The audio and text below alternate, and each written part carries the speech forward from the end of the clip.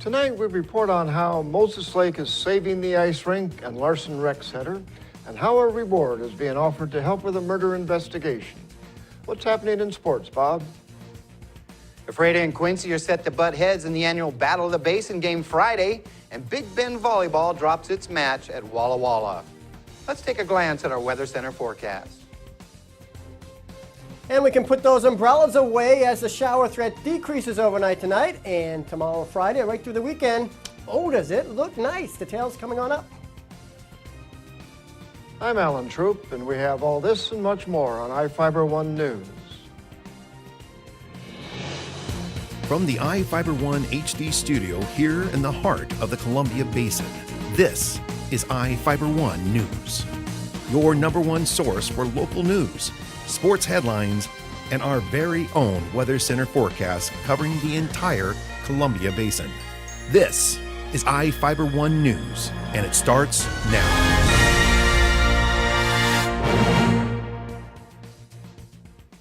Moses Lake is cutting its street repair budget and raising ambulance fees as a way to avoid possible revenue problems next year. The City Council approved a $2.85 monthly increase to the ambulance fee and to divert money from street repair and reconstruction budget at its Tuesday night meeting. The move will allow the city to keep Larson Recreation Center, the ice skating rink, and BMX track open. City Manager Joe Gavinsky said the decision stems from the latest results of the struggle between REC Silicon and Grant County concerning the value of the company's Moses Lake property.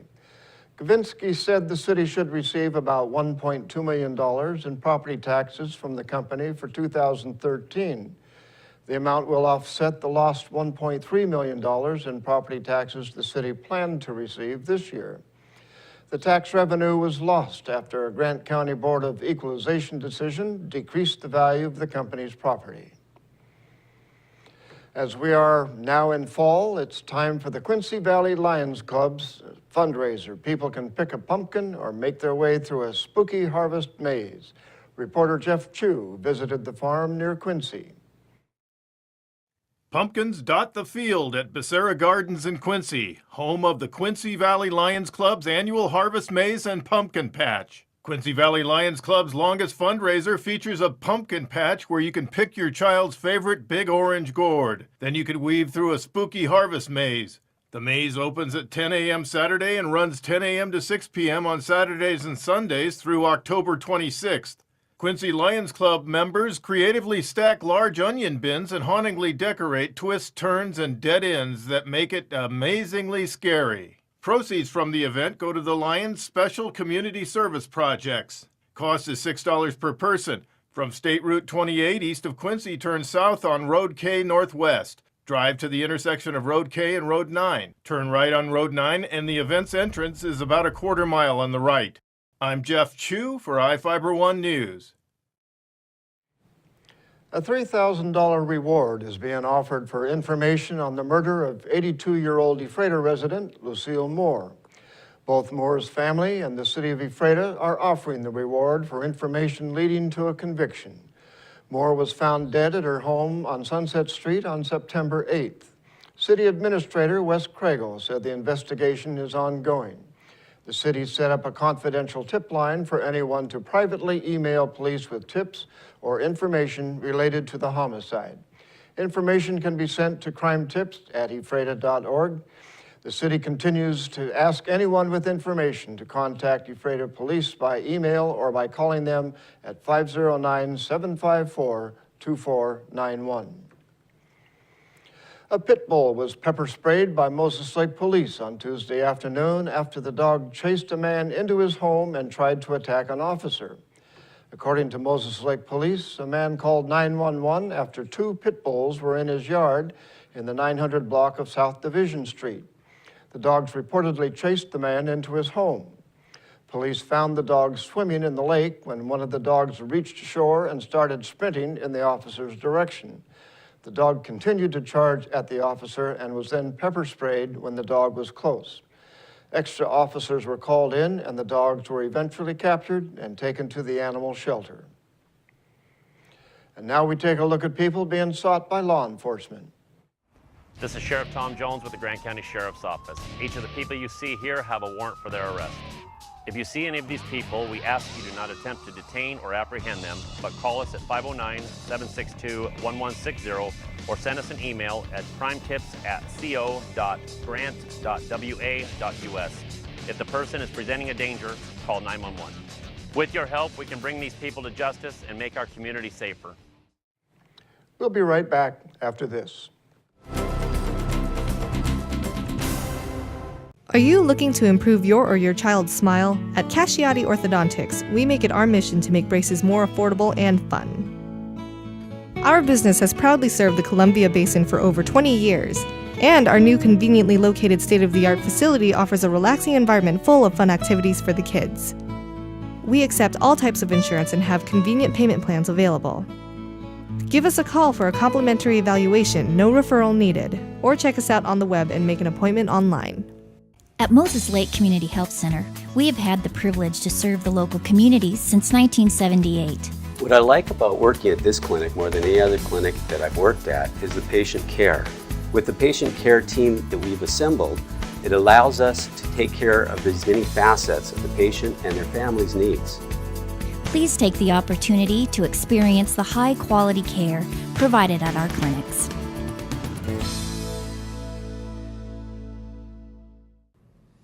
And hi there, everybody. Meteorologist Don Morelli with you here in iFiber Channel 1 News Weather. And, of course, your forecast brought to you by Bud Cleary Toyota dealers. Toyota, let's go places. As far as the weather goes, the showers are moving on out. It's been a nice rain. We've needed it. And as far as the temperatures go, it's looking very nice for the last few days of September. In fact, a seasonal and drier looking weekend coming our way after a little bit of gusty winds on Tuesday or maybe even Monday night. We'll see even cooler temperatures come our way for the middle to latter portion of next week. So a very typical fall-like pattern across the area. And for the past 24 hours, 66 degrees this afternoon for the high, not far from the morning low of 57. Lots of clouds and some showers around, breaking apart now, but past 24 hours, 27 hundredths of an inch of precipitation, which is really pretty much welcomed across the area.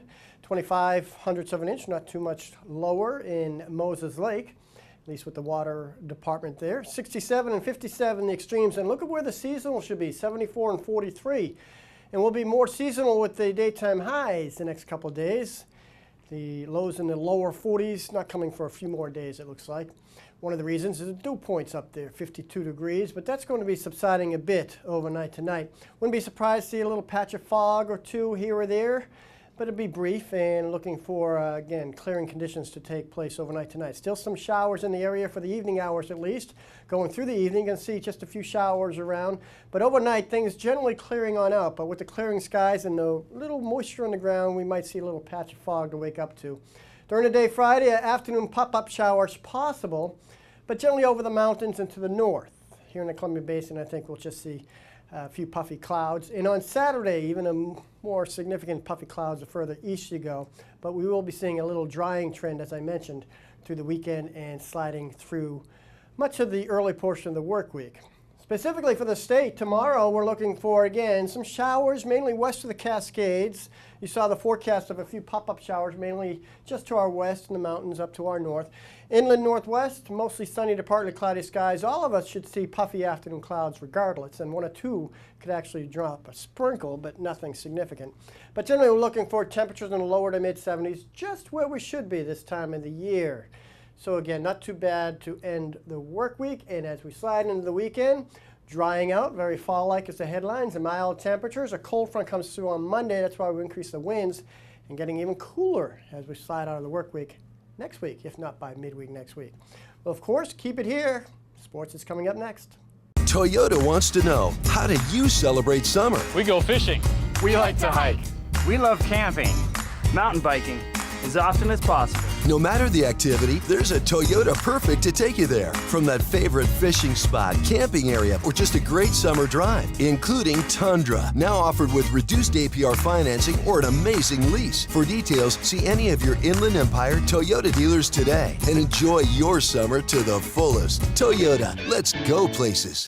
What's white and yellow and red all over? If you said the local book telephone directory, the one with the purple sunset on the cover, then you're right. In print and online at statewideyp.com, it features up-to-date local maps, community information, and a calendar of events. With a restaurant dining guide with full local menus and a reverse directory, you're sure to find the number you're looking for. With the local book telephone directory, it's the best way to get the information you need. Pick up a copy of the local book today or visit statewideyp.com.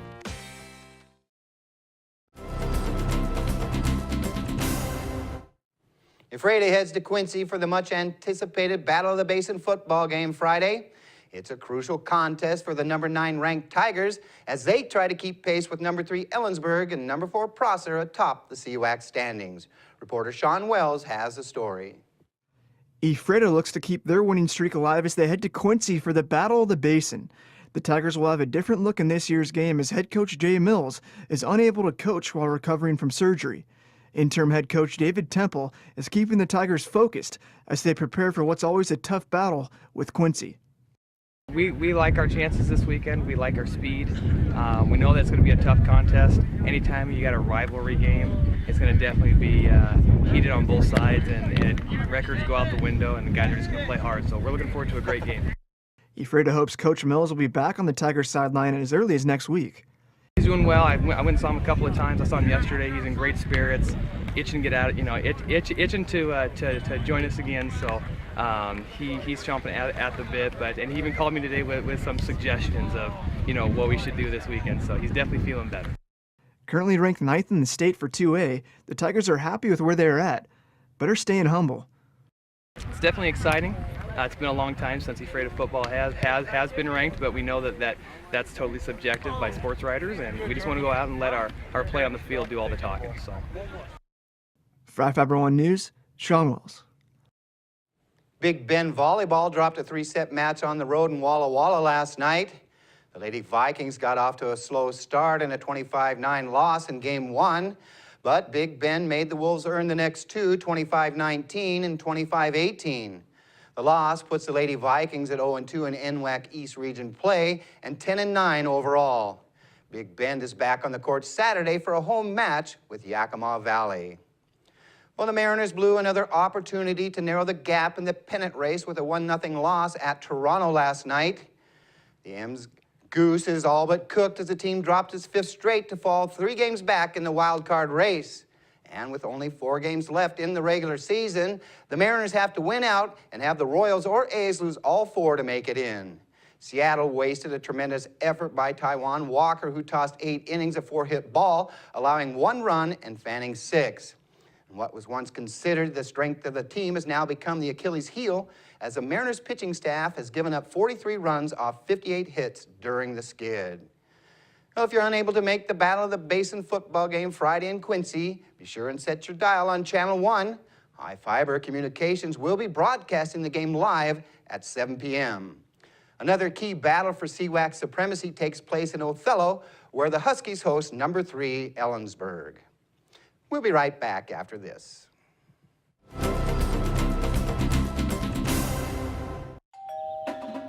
Game time. Papa's in the house. Wow, what's all this? I'm all about stats. For instance, have I got some numbers for you? Papa John's, a leader in online ordering. You bet, Jim. You were the first pizza company to offer it nationwide. What's the secret? Jim, it's the pizza. To celebrate our online leadership, get Papa John's new double pepperoni and bacon pizza for just $12. Better ingredients, Better pizza. and a better way to get it, papajohns.com. Searching for that perfect place to settle down? Whether you're looking for an elegant single-story, spacious two-story, or a custom home on acreage, Aho Construction can aid your decision with a streamlined production process that saves time, money, and natural resources. Compare us to other builders and see for yourself what advantages you can get by choosing an Aho home. Our philosophy is that we do things right the first time around. Start planning your dream house today with Aho Construction. Call 509-766-1366.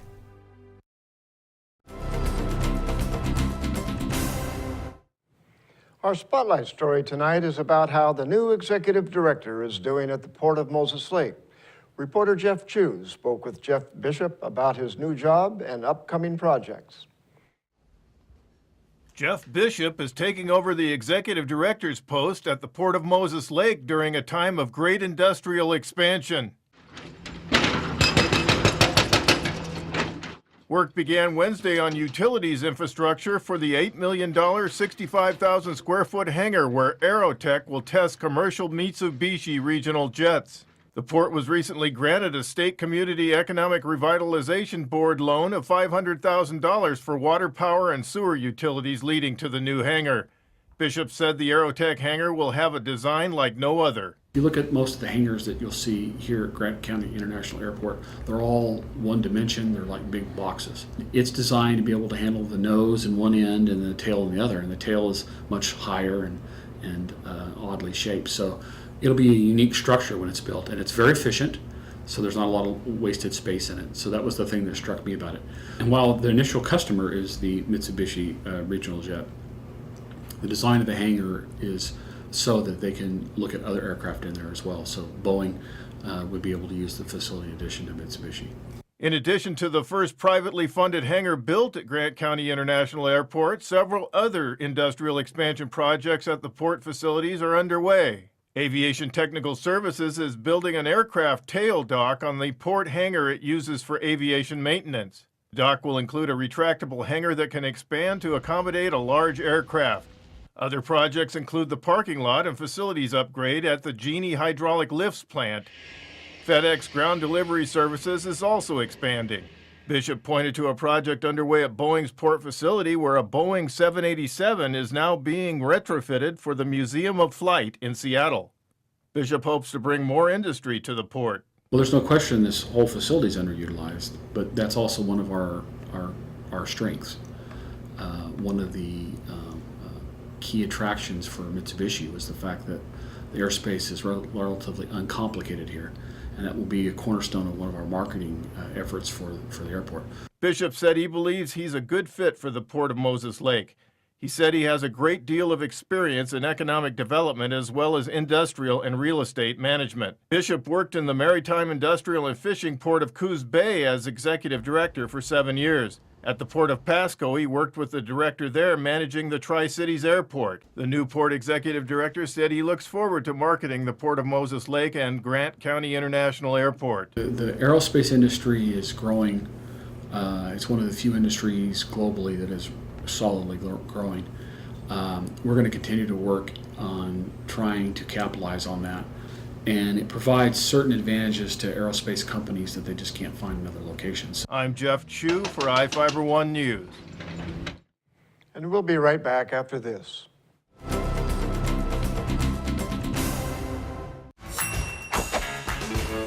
Just when I thought the blizzard couldn't get any better, DQ put the blizzard inside a waffle cone.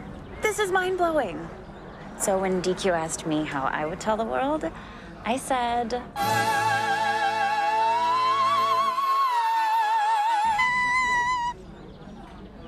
Sounds better in Italian. Pretty impressive, Liz. Any blizzard, like confetti cake, now in a fresh-baked waffle cone. This is fan food, not fast food.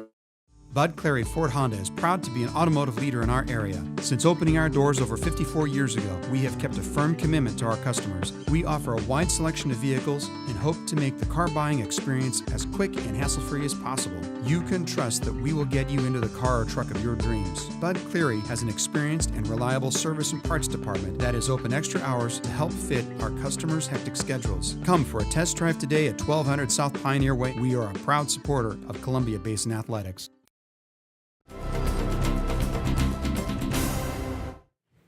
Welcome back. People can show their support and celebrate the lives of individuals with Down syndrome at the annual Columbia Basin Buddy Walk on Saturday in Moses Lake. The event is from 3 to 6 p.m. at the McCosh Park Amphitheater and includes food, games, crafts, and entertainment, as well as a 1-mile walk to support people with Down syndrome. Pre-registration is closed, but those wishing to participate can still register the day of the event. The cost is $10 per walker. Family and team rates are also available. Proceeds raised during the event will go to the Down Syndrome Society of Grant County to fund future programs and events. The National Down Syndrome Society will also receive a portion of the proceeds. The Down Syndrome Society of Grant County provides opportunities, education, and support to people with Down syndrome and their families. In Northwest news, a woman tried to escape a burglar in her home by going on the roof. For CNN, reporter Peter Doubt has the story. What his intention was. Rivera was in bed when the break-in happened. All she was wearing was a flannel shirt. She managed to grab her phone and call 911 as Hicks apparently followed her onto the roof as officers surrounded the house. It was my biggest fear that he was going to be forced by the cops to come hiding basically the same place I was hiding. Alexandra Thompson took pictures of what happened and posted them to her Twitter account, Venice311. We need more police officers. Police records say officers got to Rivera less than 2 minutes after they were dispatched. The fire department helped her down before officers got Hicks to surrender. On social media, neighbors recognized Hicks as a well-known homeless person. I saw this guy this morning in handcuffs. I've seen him in my yard. I called the police. In fact, neighbors called police on him at about 7:30 this morning for wandering into a yard. Officers detained him but had to let him go because the caller refused to identify him after officers got there. I think it's very obvious to most of us who live around here when someone seems to be suffering with a mental illness, and to continue to let these people walk around. A young black bear that visited a northern Idaho middle school, whose mascot is a grizzly bear, has been captured and will be returned to the wild. The Coeur d'Alene Press reports that Idaho Fish and Game officials tranquilized the bear after it climbed down a large tree Wednesday morning. A Fish and Game spokesman says it's a young bear, likely on its own for the first time. It was probably looking for a place to live when it came across Woodland Middle School, home of the Grizzlies, in Coeur d'Alene.